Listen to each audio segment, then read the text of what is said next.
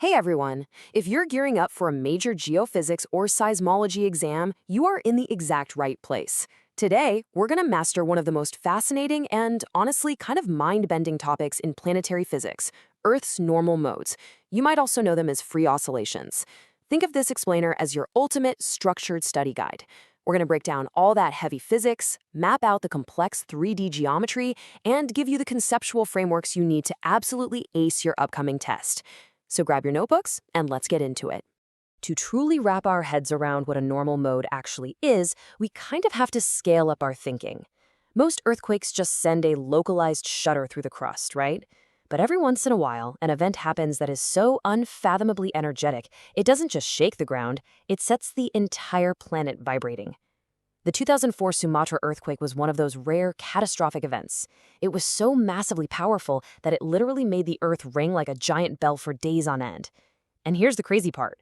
As seismologists, we actually need massively energetic earthquakes like Sumatra to pump enough energy into the system for us to observe these global free oscillations on our seismograms.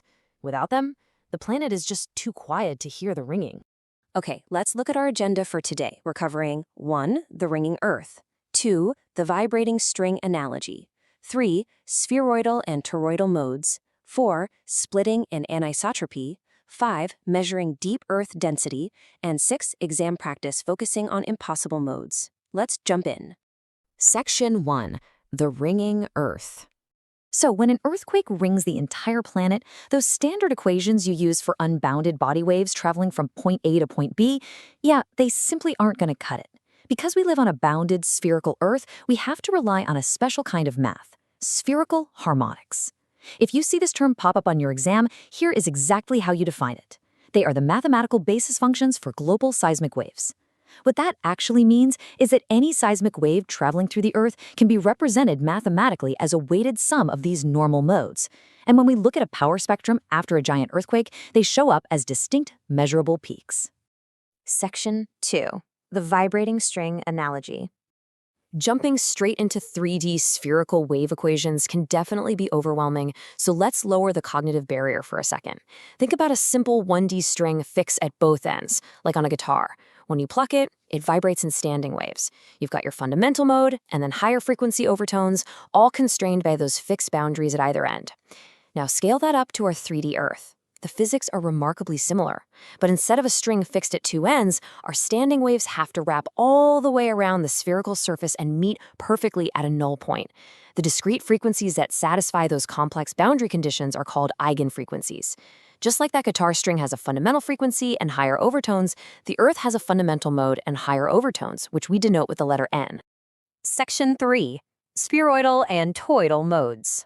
Now that we know these standing waves have to wrap around the globe, we need to categorize the actual physical movements of the Earth. This is pretty much guaranteed to be on your exam, so lock this in. We divide free oscillations into two main types, spheroidal and toroidal modes.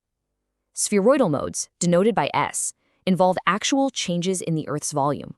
They're associated with P and SV body waves, meaning they are sensitive to compressional wave speed, shear wave speed, and density. On the flip side, we have toroidal modes, denoted by T. These are associated with SH waves.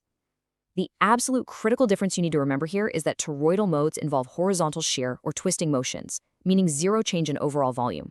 And because there's no volume change, they are sensitive only to shear wave speed. To help visualize those spheroidal modes, think about the 0S0 mode. This is famously known as the breathing mode. The entire spherical volume of the Earth periodically expands outward and contracts inward, literally like the planet is taking a deep breath in and out. This was beautifully recorded after the 2004 Sumatra quake. Then contrast that with the 0S2 mode. We call this one the football mode. Why? Because at the extremes of the oscillation, the Earth stretches into the shape of an American football, getting pulled out at the poles and squeezed at the equator before snapping back. Visualizing that breathing planet and that stretching football is a great trick to immediately recall the concept of spheroidal volume changes on test day. Section 4. Splitting and anisotropy. All right, up until now, we've basically treated the Earth as a perfect, simple sphere. And in a perfectly ideal, non-rotating Earth, modes that share the same angular order would oscillate at the exact same frequency. Mathematically, that's called degeneracy, and it would create a single, beautifully sharp spike, a singlet, on our data spectrum. But guess what? The real Earth breaks the rules. When we actually look at the data from our seismometers, we don't see singlets. We see broadened, smeared, or multiple spikes called multiplets. Why? Primarily because Earth's rotation physically breaks that degeneracy, causing those frequencies to split apart, a process known as normal mode splitting. Plus, geophysicists hypothesize that anisotropy, like the lattice-preferred orientation of minerals such as olivine deforming deep down in the mantle, further spreads out these multiplets. Basically, the wave is traveling through a medium that has different properties depending on the direction. Section 5. Measuring deep Earth density. So, you might be sitting there wondering, why do seismologists actually care so much about these incredibly low-frequency, ridiculously hard-to-measure normal modes? Well, the crucial point is this. Traditional body and surface waves are fantastic for mapping out seismic velocities, but they are notoriously terrible at constraining the actual density of the deep Earth. Free oscillations, however, are fundamentally different.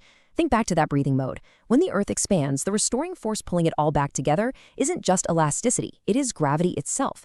Because free oscillations are so tightly constrained by gravity, the math directly ties back to mass and density. That makes normal modes the vital, completely unique key that geophysicists use to unlock the density structure of the deep planetary interior. Section 6. Exam practice. Impossible modes. All right, let's put this all together and test your understanding with a classic real-world exam question. Professors absolutely love to throw this one on their finals. We've talked all about the 0S0 breathing mode and the 0S2 football mode, but why do the 0S1 spheroidal mode and the 0T1 toroidal mode simply not exist in nature? Seriously, pause for a second. Think about the physical geometry and the fundamental laws of physics we just reviewed. Why are those two specific modes physically impossible? Okay, got your answer? Let's break it down and see if you nailed it. The 0S1 mode cannot exist because its geometry would require the actual displacement of the Earth's center of gravity in space. It would basically be floating off its center point, which simply cannot happen without some massive external force acting on the planet. And the 0T1 mode, that cannot exist because it represents a scenario where the entire spherical volume of the Earth twists back and forth in one uniform direction. For a freely rotating sphere floating in a vacuum, that directly contradicts the fundamental law of conservation of angular momentum. If you can clearly explain those two physical impossibilities on your exam, you are absolutely going to get full marks. You guys have done a fantastic job focusing today. We've conquered spherical harmonics, mapped out spheroidal versus toroidal modes, explored rotational splitting, and tied it all together with the gravity-density connection. But before you get back to studying, I want to leave you with one final, slightly mind-bending thought. If it takes an event as devastating as the 2004 Sumatra earthquake to ring the Earth loudly enough for us to map its deepest hidden density, what other subtle, quiet, planetary frequencies are humming beneath our feet right now, just waiting for us to build instruments sensitive enough to hear them? Good luck on your exams, everyone, and keep exploring the incredible dynamics of our ringing Earth.